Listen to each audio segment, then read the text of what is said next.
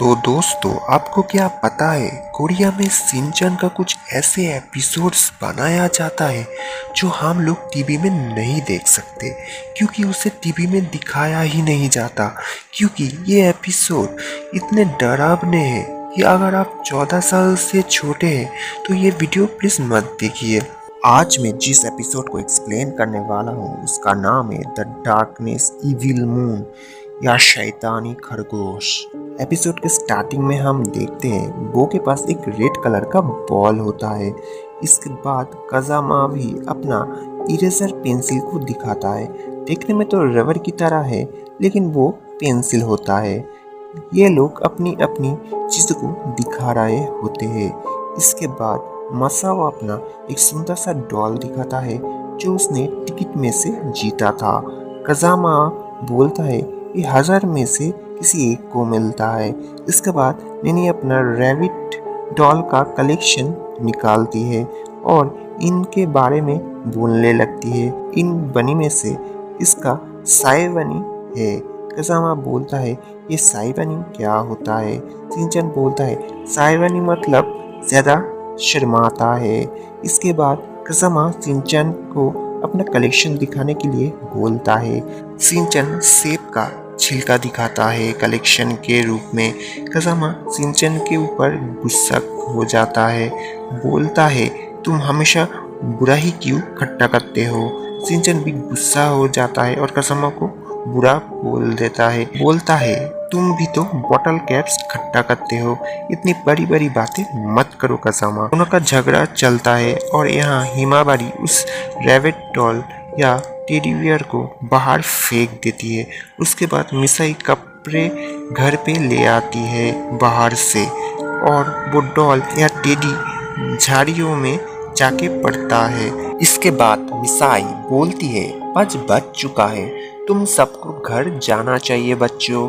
तो सारे दोस्त चले गए अपने अपने घर। शिनचैन के घर से निकल जाते हैं। फिर हम शाम का समय देखते हैं। आसमान में पिंक कलर का आसमान एंड रेड कलर का चांद दिखता है। शिरो देखता है, उसके पीछे से एक आवाज आता है। अच्छा लग रहा है ना। शिरो जैसे ही पीछे घूमता है सामने वो बनी होता है।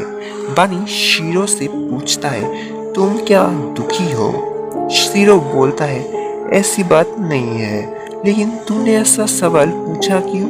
वो बनी शिरो का गाल खींचता है, बोलता है अब पता चला दर्द कैसा होता है। फिर वो बनी शिरो के घर के ऊपर बैठ जाता है और शिरो से पूछने लगता है तुम्हारा नाम क्या है। शिरो बोलता है मेरा नाम शिरो है। फिर वो बानी बोलता है ये है तुम्हारा नाम, मेरा तो कोई नाम नहीं है। शिरो कैसा रहेगा। शिरो फिर बोलता है ये तो मेरा नाम है। वो बानी शिरो से बोलता है तुम ही मेरा कोई नाम दे दो। शिरो पहले थोड़ा अनमोना करता है, बाद में उसे रैबिटो नाम रख देता है। शिरो बनी से पूछता है कैसा लगा नाम। बनी बोलता है तुमने रखा है अच्छा ही होगा। इसके बाद वो बनी शिरो के घर के ऊपर से नीचे आता है जंप करके। फिर वो शिरो के घर में झांक के शिरो से बोलता है तुम्हारा घर छोटा है पर मुझसे अच्छा है। इसके बाद हम देखते हैं वो बनी बोलता है मेरे घर में तो जगह ही नहीं थी, नहीं कोई एड्रेस, नहीं फोन नंबर है। ऐसा मानो वो अपना दुख शिरो को बता रहा होता है। फिर वो कुछ ऐसा बोलता है जो हमें डाउट करने पे मजबूर कर देता है। वो बनी बोलता है तुम्हें पता है मेरा एक जरूरी काम है बच्चों को खुश करना। शिरो बोलता है भला एक ऐसा काम है। वो बनी बोलता है ये अच्छा काम है। शिरो बोलता है तुम्हारा मतलब क्या है। वो बनी बोलता है मुझे पसंद है बच्चों को खुश करना। शिरो बहुत ही घबरा जाता है। उस बानी की मीठी बातों में कुछ तो मिस्ट्री छुपा था जो शिरो को समझ आ रहा था। फिर हम देखते हैं शिरो बोलता है तो फिर तुम उदास क्यों हो। बनी बोलता है लेकिन वो बच्चों मुझ पे ध्यान नहीं देते। शिरो बोलता है क्यों ध्यान नहीं देते। बनी बोलता है मुझे नहीं पता। फिर ये सीन नैनी के घर में शिफ्ट होता है। हम देखते हैं नैनी सारे बनी को गिन रही होती है, लेकिन उसका फेवरेट बनी नहीं था वहाँ। नैनी पैनिक करने लगती है। नैनी बोलती है जब तक उसका बनी नहीं मिलेगी वो कुछ नहीं खाएगी। फिर वो सोचता है वो बनी शायद सिंचन के घर में होगा। मॉम को बोल के सिंचन के घर चली जाती है। नैनी सिंचन के घर जाके उस बनी को ढूंढती है, लेकिन उसे वहाँ पे नहीं मिलती। सिंचन बाहर की तरफ देखता है, नहीं बाहर तो नहीं गिर गया आज। फिर वो देखता है चाँद लाल है आज, वो चैन के पत्थर की तरह। यानी सिंचन के खिलौनों में ढूंढने की कोशिश करता है, वहाँ पे उसे नहीं मिलता। फिर हम उस बनी को देखते हैं, उसे भूख लगी है और शीरो खाने के लिए मिट्टी से एक छिलका निकालता है। वो बनी उस छिलके को फेंक देता है और शीरो बोलता है ये क्या कर दिया तुमने, खाने को इस तरह नहीं फेंकते, खाने को इस तरह मत फेंको। बनी घास खा के बोलता है हाँ मैं ये खा सकता हूँ। फिर शीरो बोलता है तुम्हें घास खाना पसंद है। नैनी अभी भी उस बनी को ढूंढ रही थी, लेकिन उस बनी का तो पता ही नहीं चल रहा था। लेकिन उस बनी तो बाहर था, उसे क्या पता वो जिस बनी को ढूंढ रहा है उसमें जान आ गई है। उस चांद के वजह से वो इविल बनी बन गया है।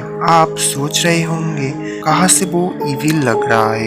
एक बार गौर कीजिए, वो बनी बोला था उसका एक काम है बच्चों को खुश करना।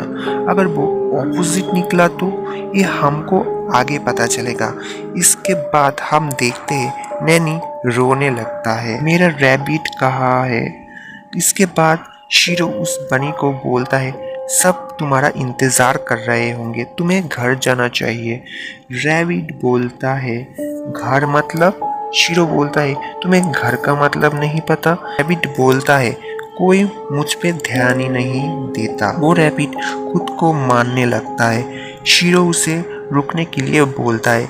सिंचन के घर में नैनी रैबिट बोल के चिल्लाती है। शीरो और नैनी की चीख सुनते हैं। फिर हम देखते हैं वो रैबिट उन झाड़ियों में था जो सिंचन देखता है। फिर नैनी रैबिट को बाहर से उठा के अपने घर चलने लगती है, लेकिन हमें उस बनी का इविल फेस आया जाता है। वो बनी धीरे धीरे नैनी का कॉलर टाइट कर रहा था, गला चोक करने की कोशिश कर रहा था एंड उसका इविल आई हमें दिखाई देता है जो बहुत डरावना था। और ये एपिसोड यहीं पे एंड हो जाता है। तो कैसा लगा दोस्तों ये एपिसोड मुझे कमेंट बॉक्स में ज़रूर बताना। फिर जल्द आएगा मेरा नेक्स्ट कोरियन हॉरर एपिसोड सिंचन का।